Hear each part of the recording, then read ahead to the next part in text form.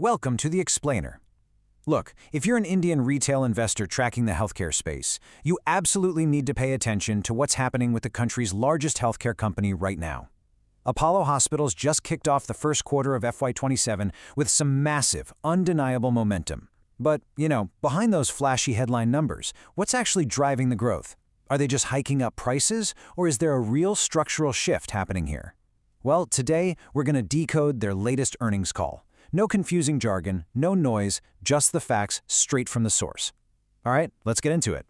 Here's exactly how we're going to break this down today. First, a quick Q1 financial overview, then we'll dive into strengths and margin drivers, look at the weaknesses and temporary drags, check out their capacity expansion, decode the pricing model and risks, and wrap up with their integrated platform outlook. So, Section 1, Q1 FY27 Financial Overview, a strong double-digit start. Apollo delivered some incredibly solid momentum right across the board. Just looking at the sheer scale of this growth, their consolidated revenue hit 7,043.5 crores. That's a 21% jump year over year. But listen to the profitability numbers right behind that. Consolidated EBITDA surged by 28% to 1,092 crores, and net PAT, profit after tax, jumped a massive 34% to 581 crores. And here's the thing to remember. When your profit is growing way faster than your revenue, it usually means the underlying business is getting much more efficient. Now, I just mentioned EBITDA. And for those of you newer to scanning company financials, it basically stands for earnings before interest, taxes, depreciation, and amortization. Simply put, it's a really great measure of a hospital's core operating profitability.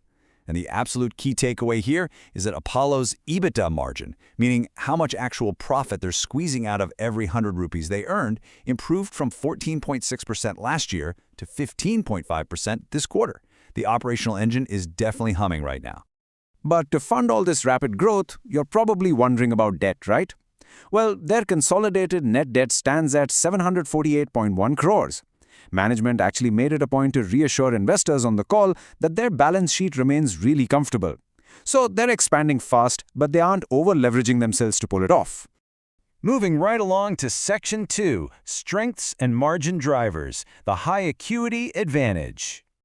So we know the headline numbers look great, but what are the underlying gears actually driving them? Well, their secret sauce right now is a heavy focus on complex medical procedures. Apollo calls these Congo T cases. That's cardiac, oncology, transplant, neuro, gastro, and orthopedics.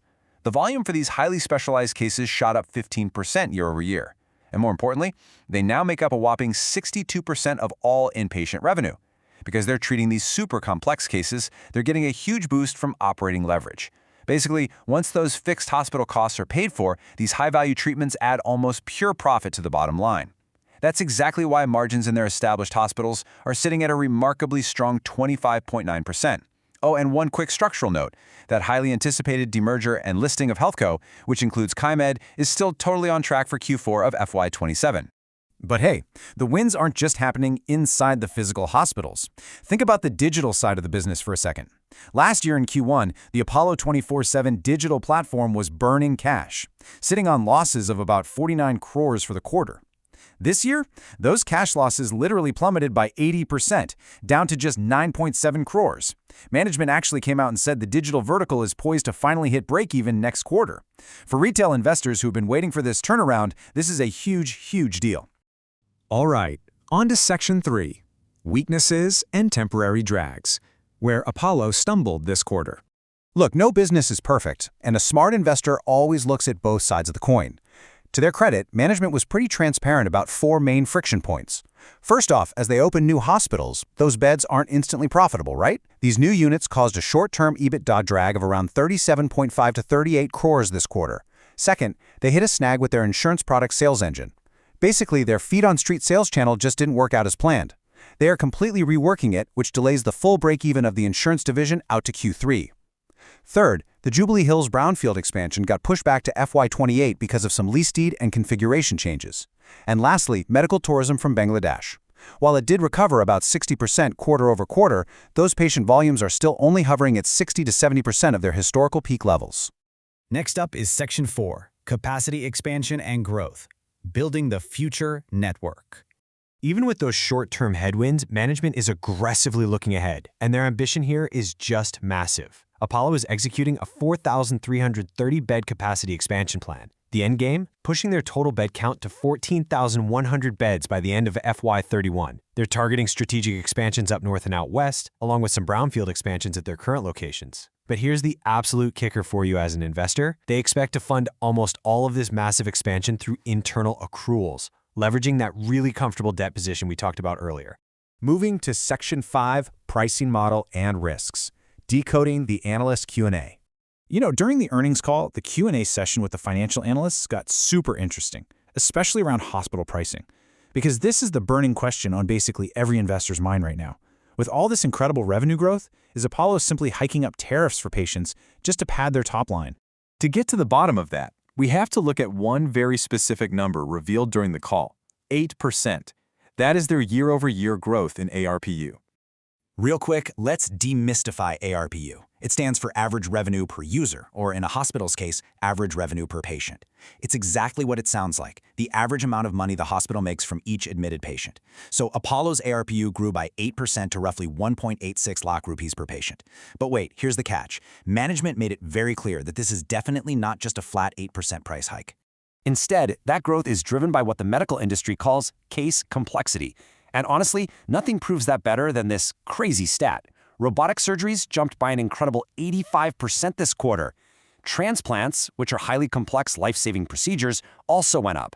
So the big takeaway here is that ARPU growth is actually a reflection of Apollo doing more complex, high-end medical procedures, not just aggressively raising tariffs. In fact, they noted a nominal tariff increase of just around 4%, mostly to keep up with basic inflation. That points to a much more sustainable pricing model going forward.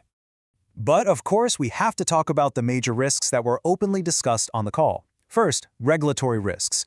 There's been some scrutiny from a parliamentary committee regarding standardized healthcare pricing.